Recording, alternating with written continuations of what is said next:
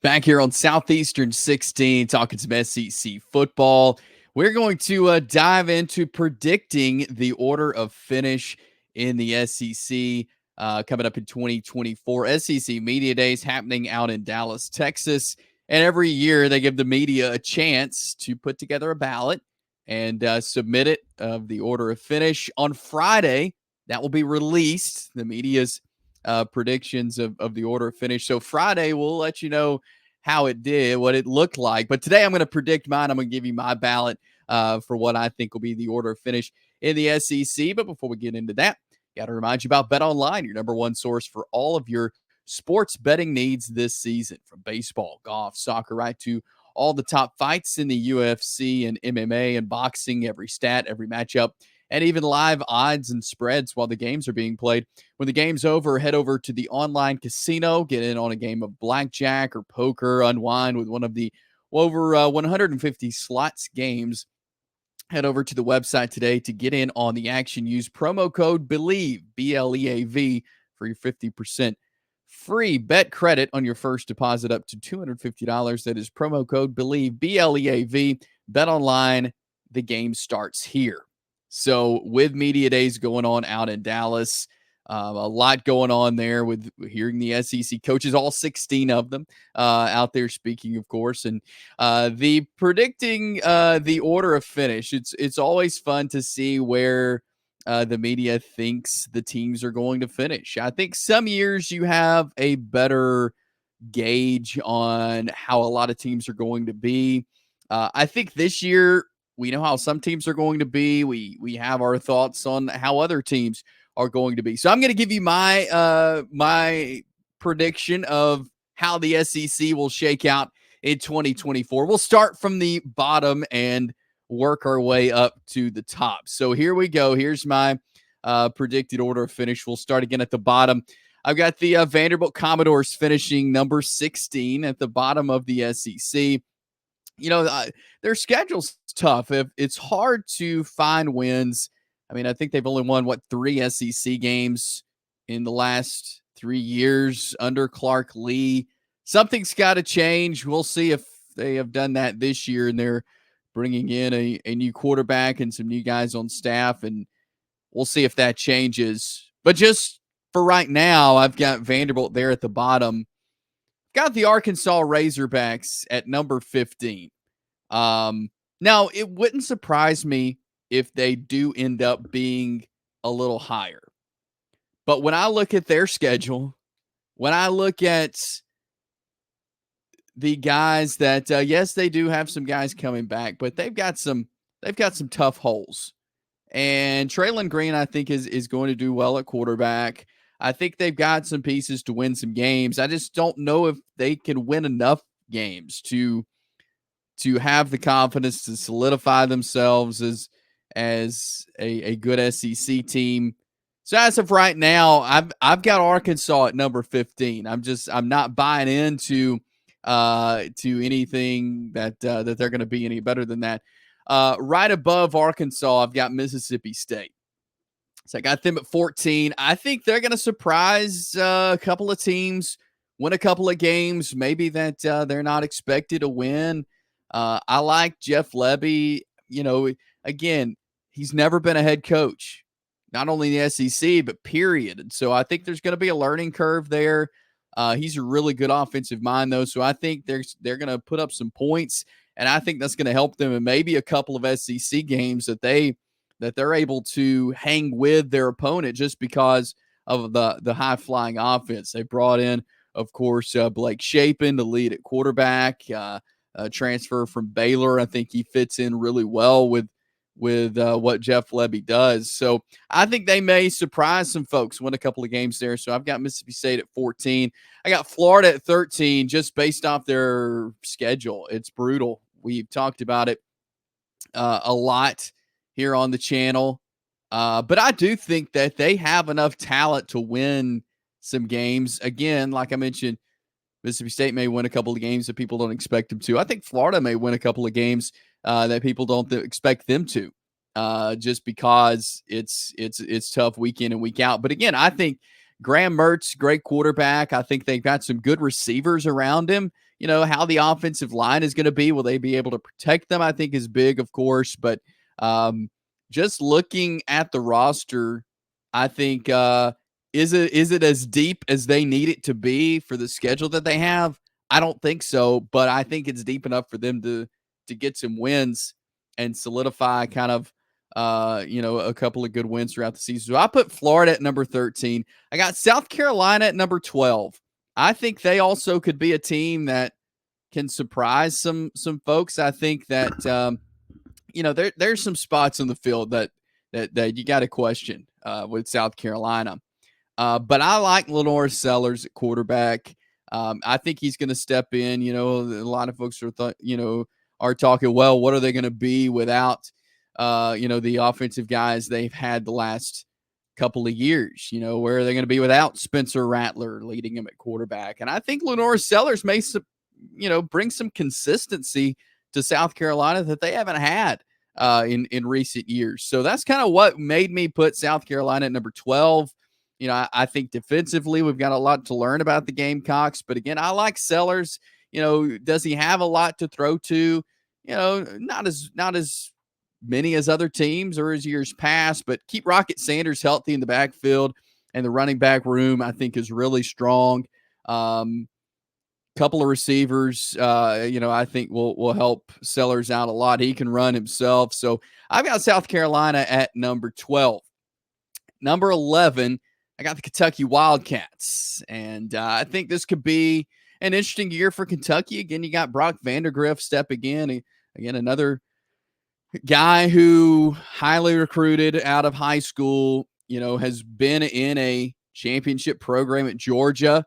Play much, not really, but I think him stepping into the starting role for Kentucky, I think they can position themselves to win some games as well. I think they're going to have a really good defense. It's just can they score enough with this offense to keep themselves in ball games? Again, I like their defense, and I think they could be an elite defense. It's just, are they going to be able to put up the offensive numbers to compete? So I've got them there at number 11.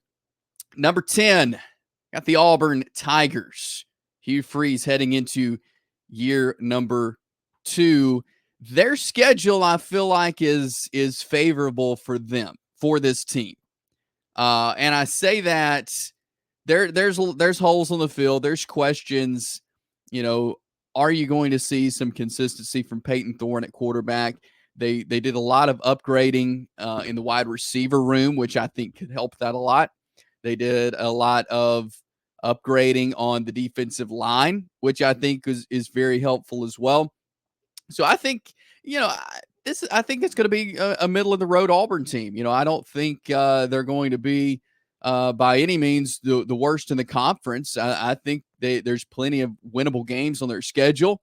I think they're a team that's going to surprise people. They're going to pull an upset or two.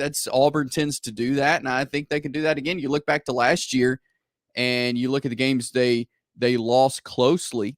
They lost, obviously, a close one to Georgia. And, I mean, we all remember what happened to the Iron Bowl. I mean, they were, a play or two away from beating Alabama, who ended up going to the college football playoff. And so this Auburn team, they've made some upgrades where they needed to, but will that translate to wins? We're just going to have to see. But for right now, I've got Auburn there at number 10. I got Texas A&M at number 9. And A&M is interesting to me. Obviously, new head coach. It's a lot to learn about this team. But we know Mike Elko, being the great defensive coach that he is, will have A&M's defense looking pretty good. And he's familiar with Texas A&M, having served there as a defensive coordinator. And so I think they're going to have a great defense. But what I like about A&M is Connor Wegman. And he's been their guy, and he's back. And I think he can do big things for A&M. I think they may turn some heads this year. But, I right now I've got them at number 9 just because of the questions that we do have on A&M. Will the roster translate into wins? That's something we'll just have to wait and see. But that's my my bottom half. And now moving to my top half, predicting the order of finish in the SEC. Number 8, I got the Tennessee Vols. And this was tough. Again, when I was sitting here laying all this out, trying to decide where I thought these teams would finish, this section right here was tough. I got Tennessee at number 8. Again, it wouldn't surprise me at all if they finished higher than this.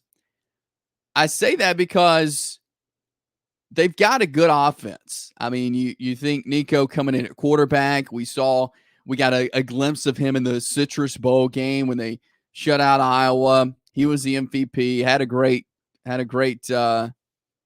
game there. You see the receivers coming back: Squirrel White, Brew McCoy, some of those guys who will be back. They had a couple guys up on the defensive front. I think of James Pierce, 10 sacks last year.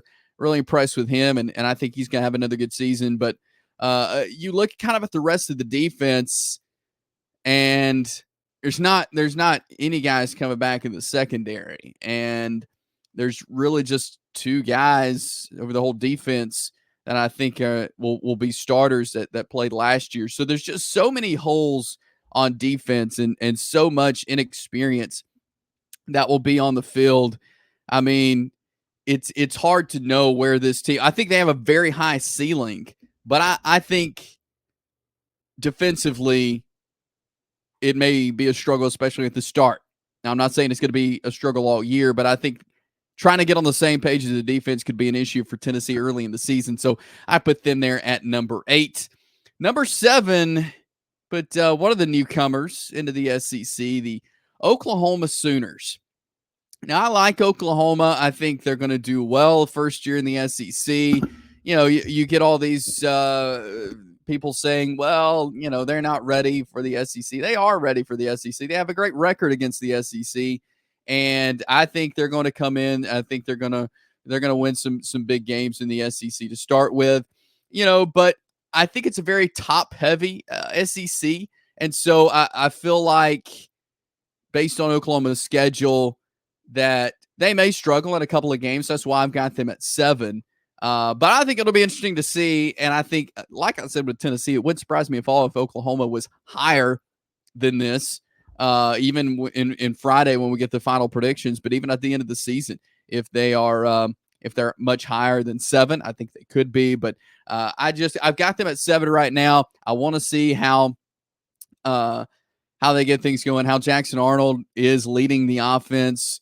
Is he on the same page with some of these new receivers have coming in? So I think there's a lot to learn about Oklahoma. So that's why I've got them at 7. I've got the LSU Tigers at number 6. So when it comes to LSU, obviously last year, offense, no problem. Jaden Daniels, Heisman Trophy winner, kept them in a lot of the games that they did win. The defense, though, was horrendous, and they have done what they needed to personnel-wise, coaching-wise, to make improvements on the defense. So, therefore, I think they will be much improved on the defensive side of the ball. Garrett Nussmeier, of course, stepping in at quarterback. I think he has tons of talent as well. And I don't think the LSU offense is not going to be as good as last year because obviously you had the Heisman Trophy winning quarterback in Jaden Daniels. But I don't think they're going to take too much of a step back. I still think they have the skill guys around Garrett Nussmeier. He's got a great arm, and I think they'll continue to put up really good offensive numbers. But I think the defense is going to be better as well, which is the reason I've got them there at number 6. Now, did they totally transform the team where they're going to be, a playoff team? I don't know. I think they're going to be just outside of that, but I do think that they'll be a top 6 team in the SEC. Number 5, get the Missouri Tigers. Now, we all know what Missouri did last year. Such an impressive run all the way to the Cotton Bowl. Got a win over Ohio State. Just a really great year. They've got a lot of guys back, which I think will definitely help Missouri. Can they keep that up, though? They've never been in a situation where they have been the hunted and not the hunter. That's the scenario they're used to being in. And it's going to be reversed this year. So how do they respond to that? Again, I think they're a great team, so they're going to win the games they need to. But, can they get the win over Alabama?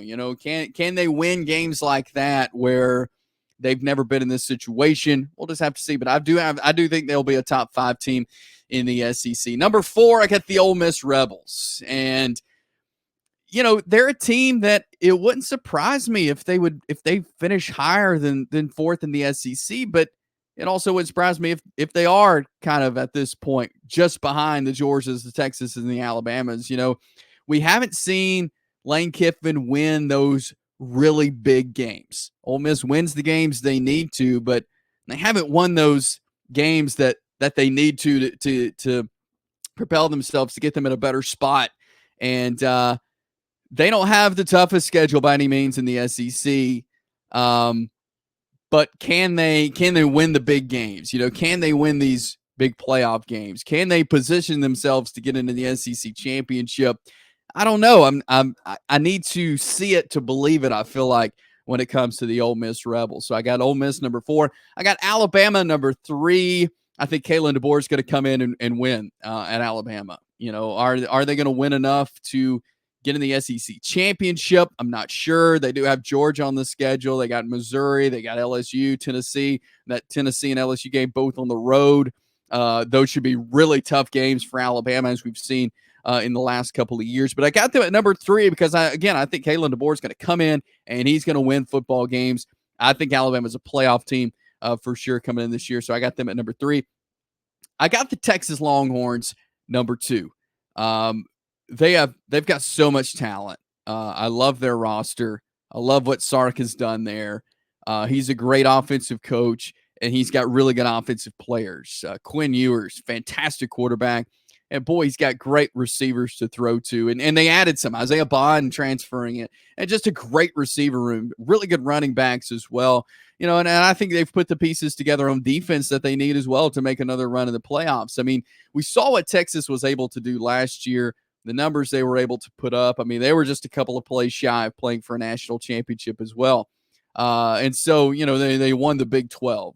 So I like Texas. I think they're in a position where they definitely could be vying for that top spot in the SEC. But I got Texas 2. I got Georgia number 1. And that's one of those things until I see it happen, and until I see Georgia being brought down. Now, yes, they may lose the SEC championship. They did last year to Alabama. That doesn't mean they weren't one of, or if the best team and one of the best in the country. The way Kirby Smart has Georgia right now, until it's proven otherwise. I mean, I've got to say Georgia will be the SEC champion. Very well could be the national champion. I think that's just the world we live in college football right now. Until it changes, I'm going to have Georgia there at number 1. So again, that's my prediction of how the SEC will shake out in 2024. The media ballots are being done this week, and on Friday, we'll get to see how the media has ranked the SEC, predicting the order of finish there coming up for 2024. So we'll let you know on Friday how that goes. But that's my prediction for the order of finish. We got you covered here on Southeastern 16. Go ahead and subscribe to our channel if you have not already. Like this video, share it with your friends. Drop a comment, maybe where you think I was right or wrong. Would love to see that. And if you want to sponsor all of our great content here on Southeastern 14, we've got some different packages we can put together for you. Shoot me an email, chase@southeastern14.com. Would love to connect you on how you can sponsor our content on here as well. We got you covered all things SEC football here on Southeastern 16.